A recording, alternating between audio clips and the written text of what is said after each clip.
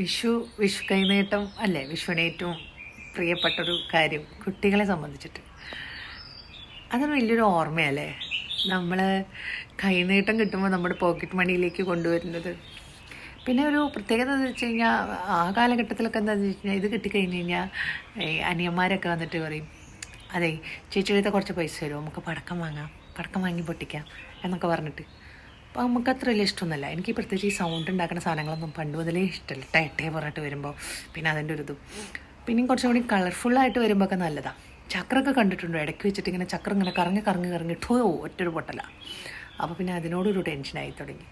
എന്നാൽ നമ്മുടെ pocket money എടുക്കുമ്പോൾ ഉള്ളൊരു സന്തോഷം വേറെ. സംഗതി നമുക്ക് കൈനീട്ടമായിട്ട് കിട്ടിയതാണെങ്കിൽ പോലും നമ്മളെന്തോ സമ്പാദിച്ചെടുത്തതാന്നുള്ളൊരു ഭാവമാണ്. അവ തിരിച്ചു കൊടുക്കാൻ നമുക്കൊക്കെ ഒരു ഭാവം.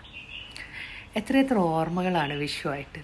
മുമ്പൊക്കെ കൈനീട്ടം തന്നിട്ടുണ്ടായിരുന്ന ആളുകൾ ഇന്ന് അവരൊന്നും ചിലരില്ല. ആ ഒരു കുറവായിട്ട് തന്നെ ഇരിക്കും.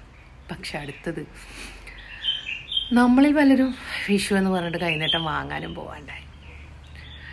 കണ്ണുകൾ നിറയുന്നത് മനഃപൂർവ്വമല്ല, ചില ഓർമ്മകൾ. എന്നിരുന്നാലും ഞാനിപ്പോൾ അങ്ങനെ ചിന്തിക്കാൻ പഠിക്കുക.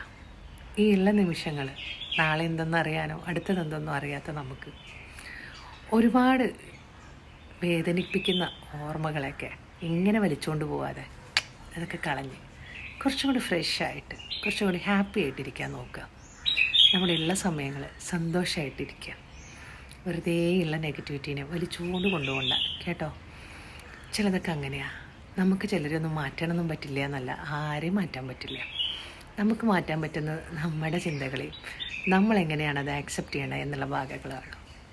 നമുക്കൊരാളോട് മോശമായിട്ട് പെരുമാറാതിരിക്കാനും നമുക്ക് സാധിക്കും. നമ്മളെന്തിനാ വല്ലവരും നമ്മളെ അങ്ങനെ ചെയ്തു പോലെ നമ്മളും അങ്ങനെ ആവുന്നത്, അത്രയേ ഉള്ളൂ. അപ്പം നമ്മുടെ ജീവിതത്തിൽ നമുക്കുണ്ടാവുന്ന കൊച്ചു കൊച്ചു കാര്യങ്ങളൊക്കെ നമ്മളെ സന്തോഷിക്കാൻ പഠിച്ചു കഴിഞ്ഞാലുണ്ടല്ലോ നല്ലതാണ്. ജീവിതത്തിലെ ഒരു പ്രായം കഴിഞ്ഞ് നമ്മളിങ്ങനെ മുന്നോട്ട് പോകുമ്പോഴാണ് മനസ്സിലാവുന്നത് എവിടേക്കോ എത്രയോ സമയങ്ങൾ നമ്മൾ ജീവിക്കാൻ മറന്നുപോയി എന്നുള്ളത്. ഈ തിരിച്ചറിവ് വന്നു കഴിഞ്ഞ് കഴിഞ്ഞാൽ ആ ഒരു സമയം തൊട്ടിട്ട് നമ്മൾ ജീവിക്കാൻ തുടങ്ങണം. വെറുതെ പരാതികളൊന്നും പറയണ്ട. ഒരുപാട് പേര് ആഗ്രഹിക്കുന്നവരുണ്ട് ഇനിയും ജീവിക്കണമെന്ന്. അവർക്ക് ആ ജീവിതം കൈവിട്ട് പോകുന്ന നിമിഷങ്ങളിലെത്തുമ്പോൾ അവരുടെ വേദനകളൊക്കെ നോക്കുമ്പോൾ നമുക്കൊന്നൊന്നുമില്ലെന്നേ. അപ്പോൾ സന്തോഷമായിട്ടിരിക്കുക. നമുക്ക് കിട്ടിയ കാര്യങ്ങളിൽ നന്ദി പറയുക. ഒരു വിഷു എന്ന് പറഞ്ഞപ്പോൾ നമുക്കറിയാലോ 4 പേർ ഇപ്പോൾ എവിടെ പോയാലും കൊന്നപ്പൂക്കളൊക്കെ കണ്ടു കഴിഞ്ഞ് ഇങ്ങനെ നടന്നു വന്നപ്പോൾ എന്തോ മനസ്സിലിങ്ങനെ ഒരു സങ്കടമോ വിഷമമോ ഒക്കെ കൂടിയിട്ടുള്ളൊരു ഓർമ്മ വന്നു. അത് നിങ്ങളോട് ഷെയർ ചെയ്തു എന്ന് മാത്രം.